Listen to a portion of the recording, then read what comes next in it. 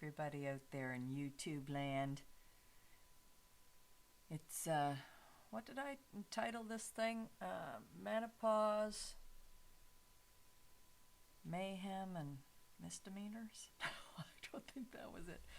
I can't even remember for the life of me what I called it. Menopause was in there for sure.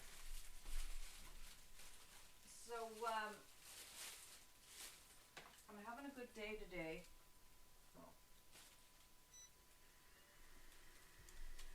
This last week, I've just been in this funk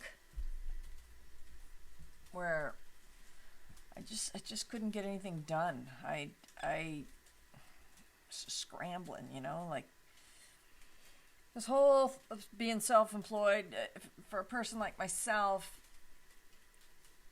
during the season that is the slowest, which is, right after Christmas until pretty much mid-April before anything really starts to get ramped up. So I always think, especially now during the COVID, that I'll work my ass off January, February, March, like non-stop. So I have all this soap made. And I do have a lot made. Oh, I don't think I ever told anybody that I make soap, and that's what I do. I thought I'd have a ton. But you know what? I wouldn't know where to put it all. I've got a lot right now, and the wholesale orders are coming in, so it'll be going out just as fast as I can make it, which kind of frightens me a little bit. I don't want to be bogged down with so much work that I can't handle it, but I'm going to try to keep one step ahead of it. Can't really complain, and what I really want is for my son to get his shit together so that his girlfriend will come and live here and she can work for me. I don't know what her work ethic is like. That's the thing. It must be good because her dad works in a jail.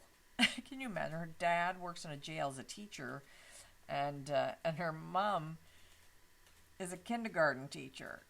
So you would have to have the patience of a saint to do either one of those two jobs, I would think. Now, I think I've mentioned before that I don't really appreciate her dad too much, and by the sounds of things, nobody really appreciates him too much, but his job probably is shitty, and, would he get much reward out of it? Especially if the recidivism, yeah. If the rate is high, I don't know what kind of criminals he's looking after there. Anyway, I didn't get to ask him when I met him last year because he hardly said 2 words to me. I'm sorry, man. My son got your daughter knocked up. And if anybody had listened to me, then that wouldn't have happened. But I put the entire blame on my son because I told him what was gonna happen. But, young men, they don't really listen. And then the problem with the fact that I told him exactly what was going to happen is that you can't ever bring it up again, Like, does he remember that I told him? Do I need to be right? Does he feel bad enough about the fact that he got his girlfriend knocked up? I mean, really.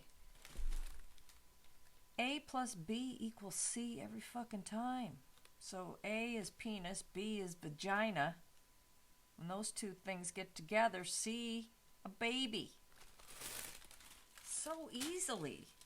Especially for the young and hormonal. It's not until you get married and settle in and you think you want to have babies that people end up starting to have troubles. That's what got me into the predicament that I got into, is because I thought that I wouldn't be able to get pregnant. Just took one night of throwing caution to the wind. And I became a mother. And I often wonder, if it didn't take, if that didn't happen, would I have been like, thank God, dodged a bullet and then just kept on going with my life? And still bouncing around in relationship. Nothing stopped me from doing that even after I had the kid, but I just wonder if I would have been feeling like I was missing something if I didn't have him. I think you're damned if you do and you're damned if you don't, really, at the end of the day. The women that don't have children, they probably think, I wonder what it would be like if I did have children. But I'm sure after a while they don't think about it very often. I feel like I've evolved to the place where I'm at now on the fast track to this attitude that I have now about, women and men and life and all that sort of stuff. Because my son left my home when he was 14 and a half. It was devastating. I think I mentioned that in a different episode. For me, it took me a long time to kind of rebound from that. And I think the significant other, the in-and-out boyfriend, I think that it fucked with him a little bit too. Because there was nothing he could do for me. And it was hard emotionally, like I just floundered. I really did. It was just a hard road. I think about that quite a bit because at one point my son had to come back here and go to like a rehab facility. And it's only like 35 minutes out in the middle of nowhere. They put it way out there so the runners couldn't get very far. Because really, and my son did take the road one night, freaked me right out because that road is a windy, dark, newly paved, just as black can be. And at that time, they hadn't even put the painted lines on the road yet. Because I remember there was one section that didn't have the painted lines on it, and I was flying out there. I had a truck at the time, and I was flying out there because my son had taken the road. And I was worried that he was going to get, run over, be off in the ditch. It was so dark out. And not to mention it was kind of cold. Anyway, by the time I got out there, he had returned. But man, I think that of all the kids, because they take boys and girls separate dorms for them. They don't even commingle at any time. Different lunch times, everything. Everything's different for the boys and the girls. They never mix. But they're up to the age of 21. I think it goes from 15 to 21. And I was there all the time. My son, he knows that I'm a soft touch for him. He would ask me. He could ask me to jump over hoops or jump through hoops for him, and I would, especially when he was in that situation. Started fucking cutting himself. It was horrendous. And the thing about it is that I think sometimes when you're young, when you're comparing stories or making friends and seeing other people's families and how they operate and how they do their shit, and then you come home to your situation and it's not like anybody else's for whatever reason, because there's a lot of that, right? Nobody's living in a happy whatever. There's always some fuckity fucked up shit going on in people's homes. Let us not kid ourselves. And so it's easy to think, oh my God, well, it's no wonder I was so fucked up because my family was like this and that and whatever. We all do the best we can. And we all only have as much knowledge and information as we've taken in ourselves, either by reading, talking to other people, listening to their stories and seeing their experiences, looking at the news, reading the newspaper, whatever it is.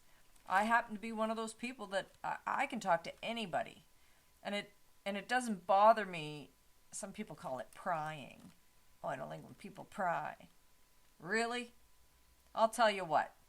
And this is probably where this word pry came from, because if I'm speaking to you and we're just having a conversation, yeah, sure, if you want to talk about the weather for a second, that's fine. But I'm not going to tune in much longer after that if you don't change the subject, just something interesting. And I usually find that people will, what they do is they'll be talking about something, then something falls out of their mouth. Maybe they meant to purposefully say it, or maybe it just fell out. But that to me is like they've opened the door. They've opened the door a crack. And I'm not going to fucking ignore it, especially if it's an interesting tidbit or their expression on their face indicated to me that maybe this was not a road they wanted to go down, but they've made the mistake now. I don't care. You said it. Once a person opens even just a crack, I'll wedge in there. You could call that a pry, but it's not a bombardment of questions. In fact, what I do, or what, I've analyzed this a little bit. What I end up doing is, like, if somebody says something to me and they seem like a little embarrassed or a little like, oh, maybe I shouldn't have said that, I am the first one to step right up and say something equally as ridiculous, if not more so, about myself, to put them at ease. Instantly, I will self-deprecate to compensate for them feeling uncomfortable or ill at ease for having said what they said. So I'll be like, oh, don't worry about that. I remember one time, blah, blah, blah, blah, blah. Now I've even gone further. Because I don't care. I will tell somebody anything. And if they ask some questions, I'm all for it. Yes, ask me. Please ask me. Ask me anything you want. I will tell you the truth. And if I don't know the answer right away, I'll go away and think about it. Or maybe I'll just answer off the cuff, but don't take me at 100% for my word, because you just asked me, and this is the first time I've thought about it, and I don't have any problem getting it from here to here. First impulse, bang, boom, bing, bang, like that. Even more so if we were typing. It's easy for me to, from here to here, typing, than it is here to here. So this could get misconstrued. I can type until it all makes sense, like go around, explain it this way and that way, and the whole analogies thing and all that sort of stuff. It'll play into it. But anyway, I don't know where I was going with any of that. I'm just rambling on about stuff again, more or less. Oh yeah, about the questions. Yeah, ask me anything, I would tell. So what ends up happening is that I get a lot of information out of people, and it's not. I think people think that I just bombard people with questions, but I don't. They just tell me stuff. I had a lady on a plane once where we were flying from, Toronto to Regina. And it was just her and I in the thing. I think there was a seat between us, or maybe we were side by side, but I was at the window anyway. And I remember about halfway through the flight, like, we got talking before takeoff pretty much, and didn't stop talking until we landed. And somewhere in mid-flight, she was telling me a story about some vaginal problem that she had been having, and due to the menopause, and having to have some sort of like a surgery, like an ablation or something like that. Anyway, she stopped in the middle of telling me the story, and she was like, oh my God, I don't know why I'm telling you all this. Meanwhile, I was high. I took a gummy before I got on the plane, and that's probably why I was overly chatty. But when she said that, I was like, hey, don't worry about it. I said, I don't know what it is, but people feel the need to tell me. They tell me stuff. They tell me all kinds of stuff. Mostly embarrassing stuff. Not so much sad stuff, but maybe a little sad stuff too, mixed in there. I don't know what to do sometimes with the sad stuff. Yeah. Funny stuff is good. But serious stuff, yeah. Medical problems, or, deaths of people, miscarriages. People will even tell me things like what they've always wanted to do, but have never done, like bucket list items. And I just want to encourage people to do it, do it. Don't just say you're going to do it. Don't just write it down on some list. Just get out there and fucking well do it. Yeah.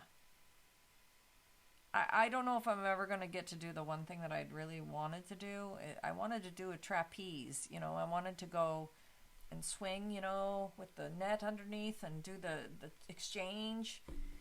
There's places you can go to do that. Like for a day, you can pay some money and go. And I would just love to be able to go and do that. But I feel not very light on my feet anymore. And I don't feel very strong, especially in my legs anymore. But if they had some sort of criteria, if they said you have to be able to do 100 squats nonstop, no weights, I would strive for that. I would strive for that to try and prove, because then what they're saying is if I can do that, then I'm eligible to try the trapeze. So I would work at that. Don't know how I'd get to that point, but I would try. I really would. So, I'm going to tell you. So, I ordered this thing online. I've been reading up a little bit about microdosing for mushrooms. I've heard a lot of buzz about it, and it sounds like something that I would want to try. Last year, I tried mushrooms, like just the dried mushrooms, twice. The first time I didn't really feel anything and maybe the company I kept, I didn't feel anything, and maybe I didn't take enough, and I was worried, and so this time, and then the second time, I did feel something, and it was fine. It was fine, but it was more like I was just light and floaty. So this time, I got them from this place called Origin Mushrooms. Write a trip report. Oh, wow, I didn't see that before. So it came with a bunch of different stuff. Their little logo on the front, that's really cute. And it says, hey, you love our products. Help us share them with the world. We want to hear from you. How? Tell your friends and family. Connect with us through social media. Write a review. And write a trip report and get 15% off. Well, that's pretty cool. Might have to do that. So they have different capsules that they manufacture. This one's called Chill, and there's 30 capsules in here. So to give you an idea, there's 50 milligrams of mushroom per capsule. This packet, 50 milligrams, for those of you who are not of the realm of, the metric system, 50 milligrams is 1, 2, 3, 4. It's 0.005 grams. Okay, so not a lot. Yeah. Because the decimal point there in milligrams, you got to go millis, decis, centis, and then grams. So that's 4 decimal places. So 1, 2, 3, 4. Yeah, 0.0050 or 0.005 grams. Now this packet that came free with my order of those has 3.5 grams. One of these capsules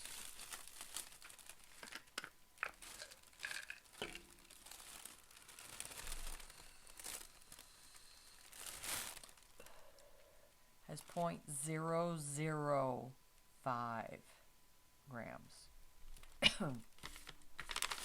This packet of mushrooms is 3.5.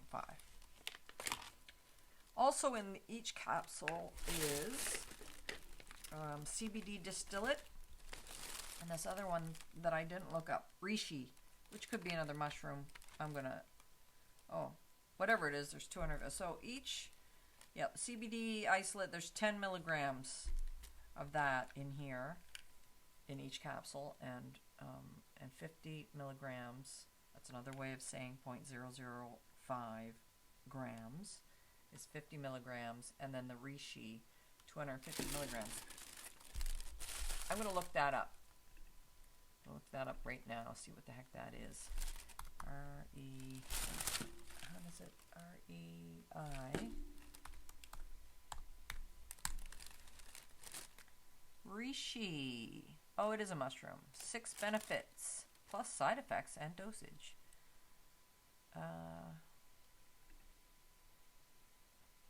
Okay, the 6 benefits of reishi mushroom.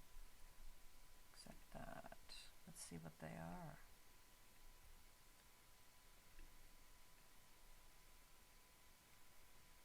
Eastern medicine. Tell you about your need to know potential. Okay, what is reishi mushroom? Okay, it boosts the immune system. That's good to know. That's number 1. This is just a summary. Anti-cancer properties. Of course it does. Everything does. Could fight fatigue and depression. Oh, well, that's good too. 4 to 6. Other potential benefits: heart health, blood sugar control, and antioxidant status. Well, isn't that great? Well, I'm just getting healthy like a son of a bitch. Anyway, 30 capsules cost me, with shipping or taxes or all in, $110. $110, but you still got the free mushrooms, 3.5 grams. Then, what I thought was absolutely fabulous about this company is they give you this little booklet. It's called the Origin Trip Guide. Okay? So,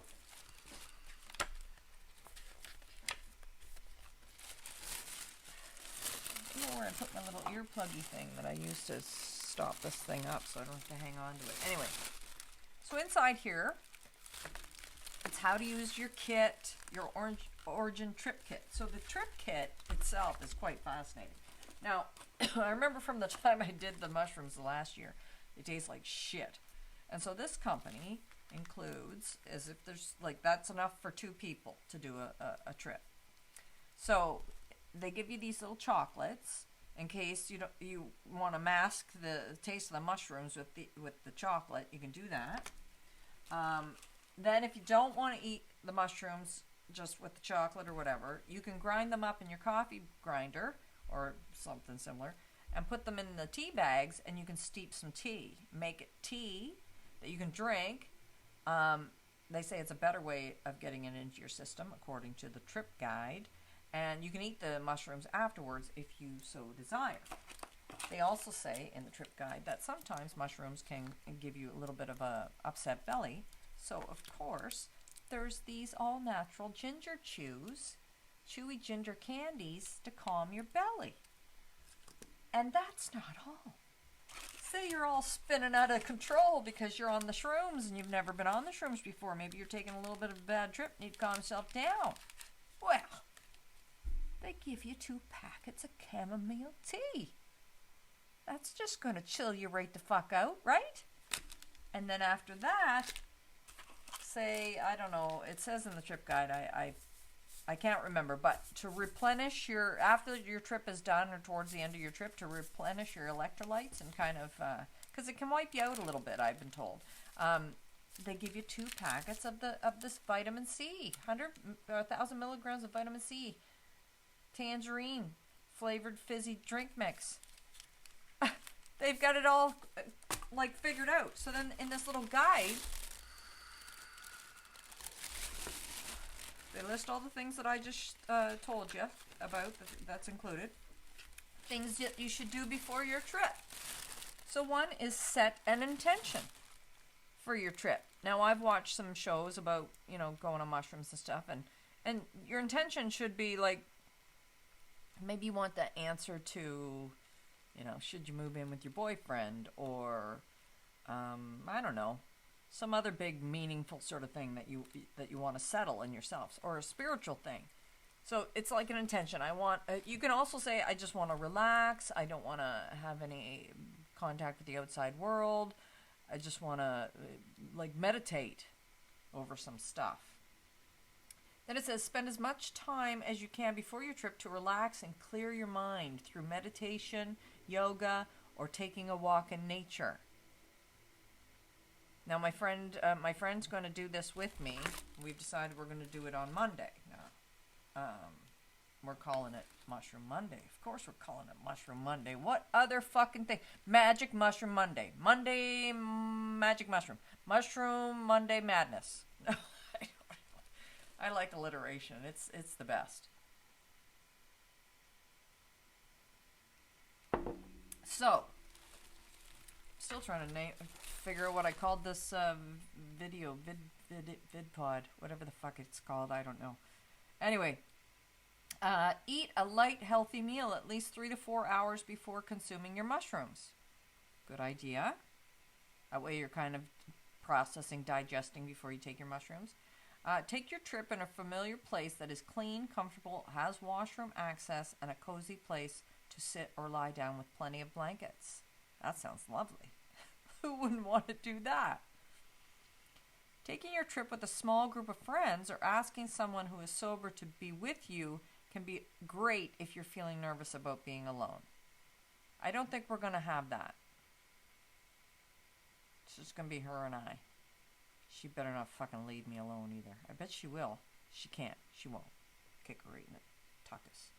Avoid contact with strangers or other stressful situations. Yes, no, I won't be answering the door. I'll be completely going offline. Shutting her all down. What to expect? Okay, so it says physical effects. You could get an upset stomach, and that's why they give you the ginger root. Light sensitivity. Feeling heavy or slow.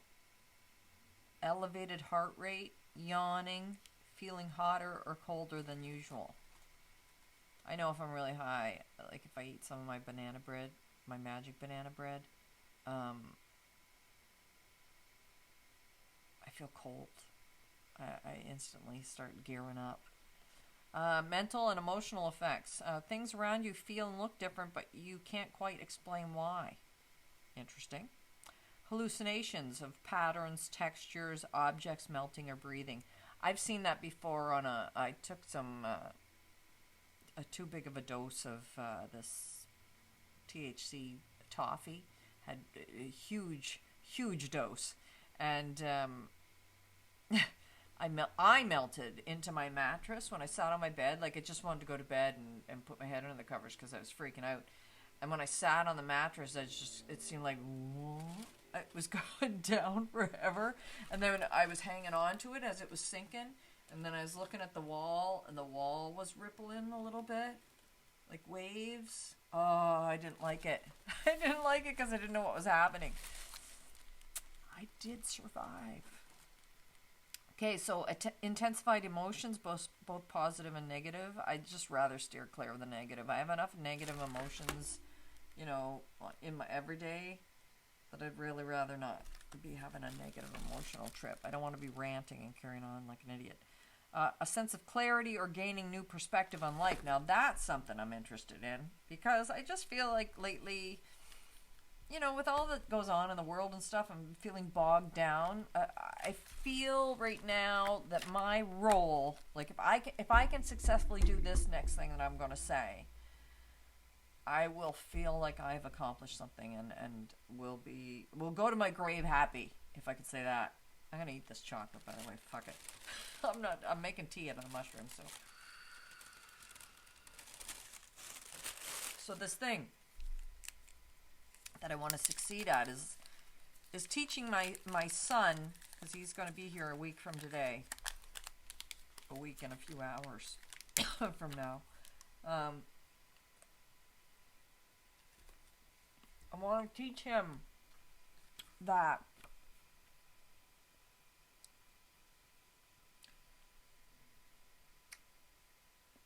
all that he should want in life, especially right now since he's already started this path. The lighting's really bad at night in here. This path being the one where he's with a girl. The girl loves him. Who wouldn't love him? He's a lovable. He's a warm and funny, articulate, empathetic. He's just an overall. I'm quite proud of my son. He doesn't think that I am, but or thinks that I think he's nothing but trouble. It's not like that. I feel for him because I was determined not to suppress his individuality, whatever that was going to look like. Because I felt that I was suppressed in my own family, just belief systems and all that sort of stuff, and then the way that I was treated or what have you. I mean, that's my burden to carry, and I don't give a shit about it now. It's fine. It is what it is. I love my parents. I don't speak to my brother. I would speak to him, but he doesn't speak to me. I would think we've been over this before. Because he wouldn't want to speak to me, you know? I just thought about this today, actually, and I don't know why he came into my mind, but normally, to greet me, if he saw me, he'd say something like, "Hey, fatty," or, you know, it's always something derogatory. Like, there's nothing ever good that he says to me. And in the past, in my younger years, if he even gave me the time of day, I was always like, "Oh my God," like my brother, "Oh, he must like me." Oh. And now I just don't give a shit. Today I was thinking about that, like, what would it be like if we did see one another, and he would say that. He'd be like, "Hey, fatty," or "Hey, ugly," or, well, you rest assured that he'd be saying something about my hair. And I would say to him, I find it so funny that you haven't evolved past making fun of my appearance. Like, is that all you've got? Because I've got 50-some years of, you know, nothing but positive reinforcement about my appearance. So, let's move on. Let's just go on to something else. You know? It's the same shit. And he wouldn't like that at all. "Oh, fuck you. Fuck you." Then I thought immediately after that, because another thing that he says all the time, like if I came up in conversation in my parents' house, or if somebody said something like, "Oh, one of Tammy's," if they were saying, "Who's that?" "Well, one of Tammy's friends," he would say, "What friends? Tammy's got no friends." Always has said that. Like, even when I was in high school, like, he always would say that. "Tammy doesn't have any friends." And so I thought, at the same time, I was having this conversation, this thought about, you know, the thing. And it's bad, yeah, that I shouldn't even be thinking about him or even coming up with these little scenarios, but this just goes to show that my mind is always moving, sometimes in directions that aren't very productive. But I've often thought it would be funny if I drove up to his place, because he kind of lives on the side of this cliff. He's got this driveway that goes up on an angle, about a 45 from the actual road up this hill. And that driveway is the only way in and out, and you can't even see his place from the road. It's just nothing but trees, right? It's like he lives in the forest on the side of a mountain in the middle of whatever. And I pictured me going up there with all my friends. I started thinking to myself, like, who am I talking about here? Well, I got my social worker friend Krista, and I got my communications officer friend Paula, and I've got my works for the school board Jackie, and I've got my friend Chantal, Cynthia, Sandra. There's a ton of ladies, and they'd be a shit ton of fun. I would love to go up there, all of us, with a beer and some wine, lawn chairs, pull about 3 or 4 vehicles up so nobody can leave, get out, just get out in the driveway. Not before I briefed all the girls as to how I was raised with my brother in the house. Yeah. They wouldn't like him very much, because he's a sexist pig. He says that menopause is women's excuse to get fat. You heard it here first. That's proven scientific information right there. Just an excuse. As if we want to be fat. We don't want to be fat. Fat kind of happens. Fat kind of happens, and we don't fucking care, because guess what? You don't look like a bed of roses either. So, if you want to get fucked every once in a while, you take what you can get and shut up. Because my brother ain't skinny. I can't imagine doing it with him. Still has a mullet. Oh. What's that you're saying? Oh. My watch is telling me to charge it before I go to bed. That's probably the least, like, the thing I hate or dislike the... I can't even speak. About this Apple Watch.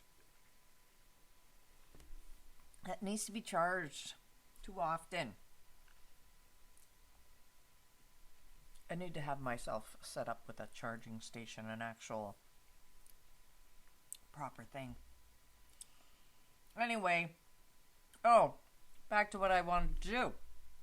God, I get sidetracked. I want my son to realize that he has a good opportunity here. To have somebody that will be his partner and will support him and grow with him and change with him, and I want him to learn that,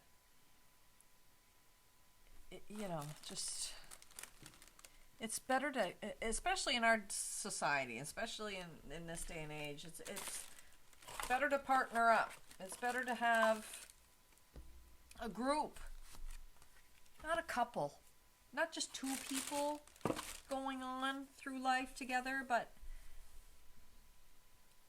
why couldn't people have like more of a compound where like maybe 4 families live? Maybe they have their own units, but it's on the same property and they all work together to provide and pay for everything. Like that to me, it's kind of like, not like, it's not completely like Mormons or anything, but or Hutterites or Mennonites or anything like that. It's just people doing their own thing, just different and more economical. Imagine how much money you could save. You could take all kinds of holidays and vacations and not even together. You could rotate. That way the other families are looking after your pets or your children, even if you wanted to go away as a couple or whatever. It would just be so much better.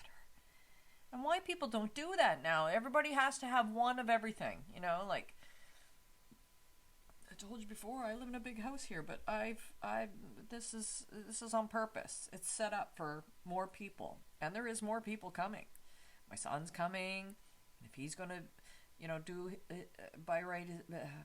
right by his girlfriend, then she'll be coming, and the baby, and and I want him to know that that's all that matters. That anything external to that does not.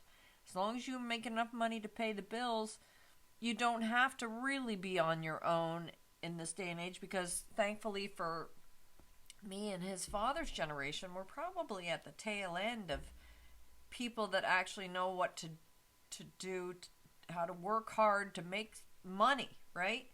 And Carter, my son, is going to be pretty much, he's going to have everything that I have now is going to be his, and everything his dad has now is going to be his. He's the only one.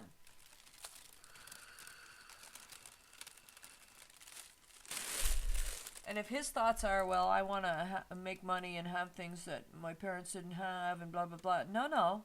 You can have something that your parents didn't have.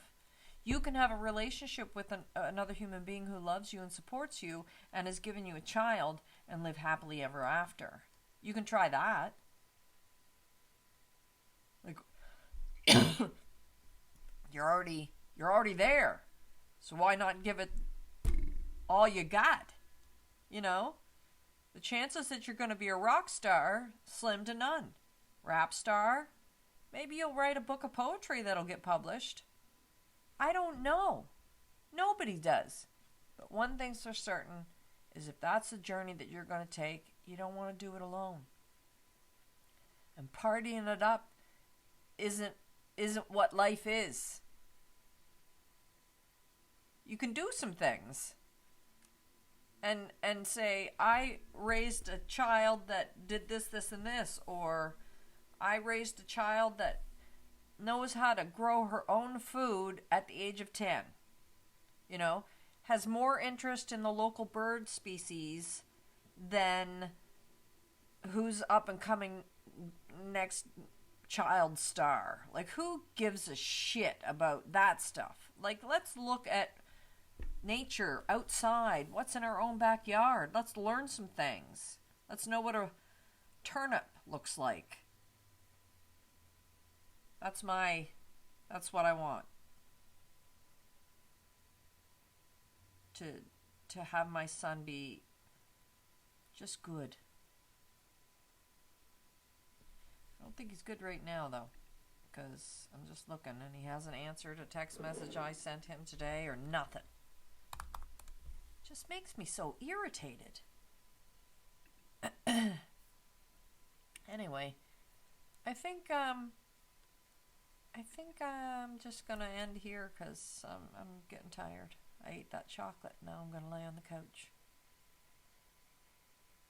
I don't look very good today. This lighting is really the shit, so I'm gonna do it in daylight because the one before this one I looked pretty damn good. Over and out.